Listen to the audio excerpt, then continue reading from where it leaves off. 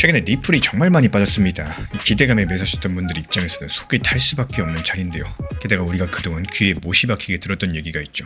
기관이 들어오면 오른다, ETF가 나오면 오른다. 근데 막상 지금은 기관도 들어왔고 ETF도 나왔는데 가격은 오히려 최저점을 기록 중에 있습니다. 그러니까 혹시 우리가 속은 건가? 이런 생각이 드는 게 당연하겠어요. 그러니까 혹시 우리가 지금 속은 건가? 이런 생각이 드는 게 당연합니다. 근데 데이터를 열어보면 그 이야기가 조금씩 달라지기 시작을 하는데요. 지난 5월달이었죠. 미국 리플 현물 ETF에서 벌어진 일들을 보겠습니다. ETF가 뭔지 모르시는 분들을 위해서 한 줄로 설명을 드리자면은 이 코인을 직접 사지 않고도 주식처럼 거래소에서 사고 팔 수 있게 만든 투자 상품입니다. 연기금이나 자산운용사 같은 큰 손들이 코인 시장에 들어올 때 주로 이런 통로를 쓰는데요.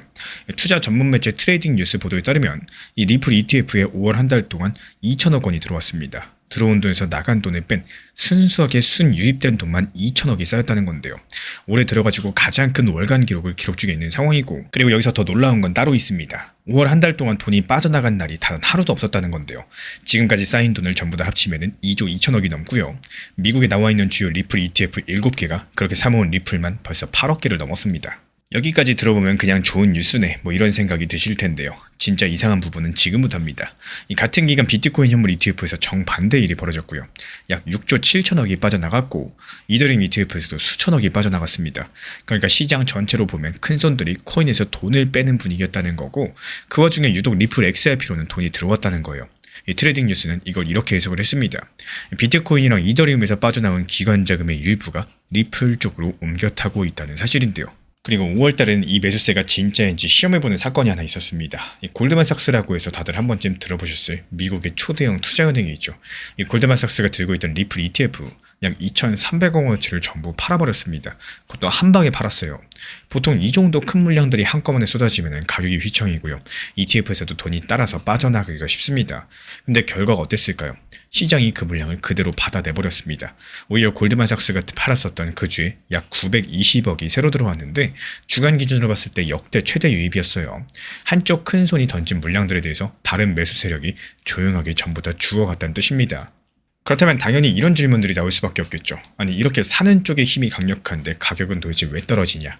그 정답은 공급에 있습니다. 사는 힘이 아무리 세도요, 파는 물량이 그것보다 많으면 가격은 오르지 못하겠죠. 그리고 그 리플은 지금 그 파는 쪽 물량이 유난히 많은 구조입니다.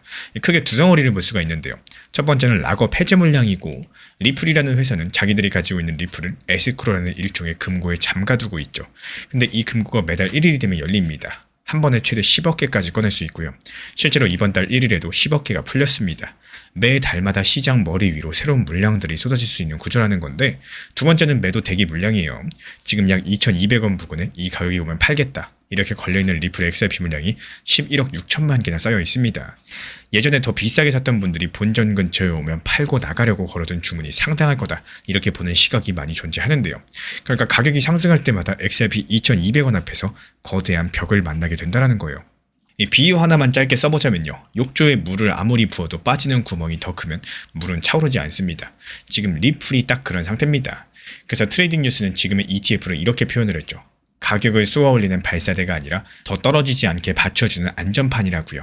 ETF로 돌아오는 돈들이 매달 풀리는 물량이랑 또 매도벽을 계속해서 받아내곤 있는데, 그걸 뚫고 올라갈 만큼 아직까지는 아니란 얘기입니다. 근데 여기서 한 발 더 들어가 보면은 조금 소름 돋는 그림이 보이는데요. 그렇다면 지금 이 바닥권에서 리플을 파는 사람은 누굴까요? 데이터상으로 봤을 때 ETF는 5월 내내 매수만 한 쪽이었습니다. 그럼 매도한 쪽은 가격이 무서워서 던진 개인 투자자일 가능성이 높겠죠.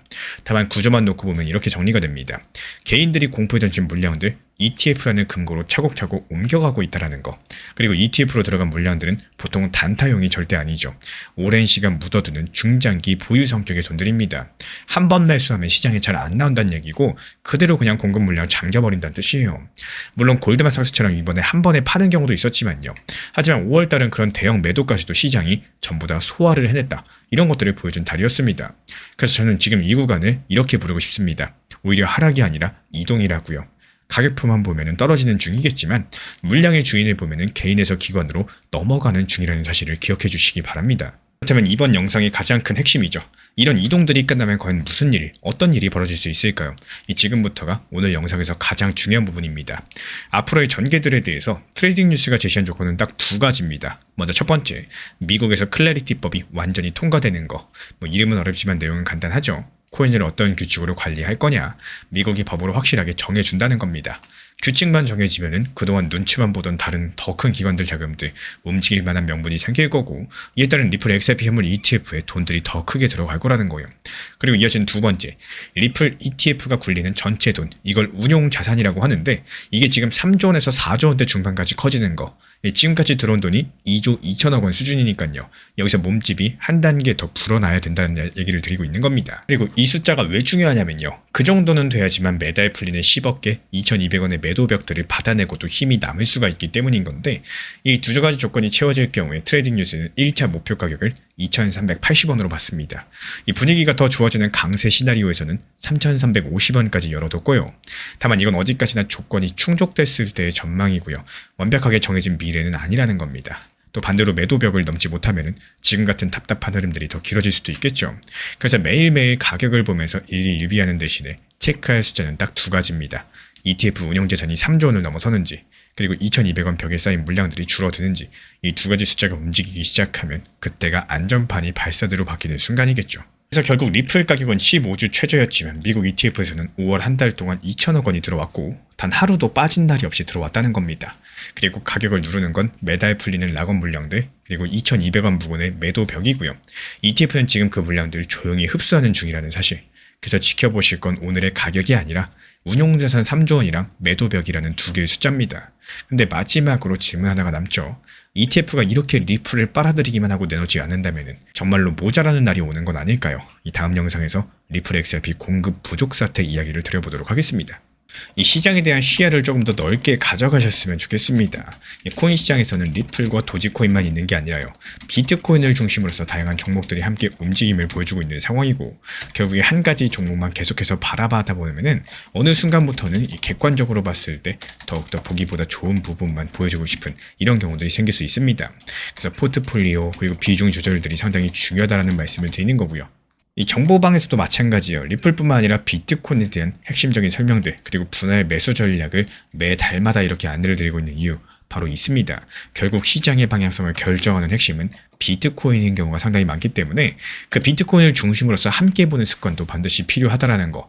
그래서 한 가지 종목보다는 시장 전체를 볼 수 있는 시각이 생기면 이 투자 자체가 훨씬 더 편해질 거라는 사실들을 기억해 주시기 바랍니다. 오늘 영상도 끝까지 함께 해주셔서 정말로 감사드립니다. 우리 구독자분들에게 코인신사 채널은요, 단순한 투자 채널이 아닙니다. 때로는 아들처럼, 때로는 형이나 오빠처럼, 또 때로는 냉정한 전문가로서 그렇게 곁에 있고 싶습니다. 누군가의 아들은 이렇게 말합니다. 괜찮아요. 아직 기회 있어요. 또 누군가의 심리 트레이너는 이렇게 말을 하죠. 지금 흔들리시면 안 됩니다. 이런 타이밍엔 반드시 버티셔야 됩니다. 그리고 때로는 악재가 시작됐기 때문에 지금은 비중 조절할 타이밍입니다. 이렇게 말을 합니다. 그리고 또 누군가의 전문가로서 이 구간은 분명히 좋은 타점이 될 것입니다. 이런 말씀도 드릴 수가 있겠죠. 그렇게 저는 매 순간마다 시장을 바라보고 있습니다. 이 시장이라는 건 늘 변화를 하고요. 감정은 그것보다 훨씬 더 빠르게 흔들릴 겁니다. 하지만 그때마다 우리 코인신사 채널은 밤새 차트 지켜보면서 누군가의 불안이 덜어지기를, 또 누군가의 손실이 멈추길 바라면서 그 마음을 담아서 한 줄 한 줄 브리핑을 시작합니다. 이 투자라는 건 숫자 싸움이 아니라요. 마음 싸움이고 그 심리가 전부인 영역입니다. 이 시장에서 끝까지 버틸 수 있는 힘, 그거는 정보보다 함께 가는 사람에게서 나와요. 우리 구독자분들이요, 절대로 혼자가 아니라는 거를 이 목소리로서 꼭 전해드리고 싶습니다. 오늘도 우리 구독자분들 곁에서 가족처럼 함께 걷는 동반자 코인신사 채널이었습니다. 제가 안내해드리고 있는 코인신사 채널 멤버십 전용방에 대해서 짧게 설명드려 보도록 하겠습니다. 리플, 암호화폐 시장에 대한 중요한 이슈, 그리고 브리핑이나 시장의 흐름에 대한 전문적인 분석 내용 설명과 함께 차트상의 기술적 분석, 온체인 지표와 투자 심리에 대한 내용들을 같이 안내 도움드리고 있고, 가장 중요한 투자 심리를 컨트롤하기 위해서 포트폴리오의 구성에 대한 노하우, 투자 심리 컨트롤에 대한 내용도 같이 안내드리고 있습니다. 코인신사 스터디 멤버십 가입하신 분들께서는 아래 번호 혹은 신청 링크 통해서 남겨주시면 제가 연락드리고 있고, 안내 설명과 함께 신사 채널 리플 전용 멤버십 방에도 입장 안내 설명드리고 있습니다.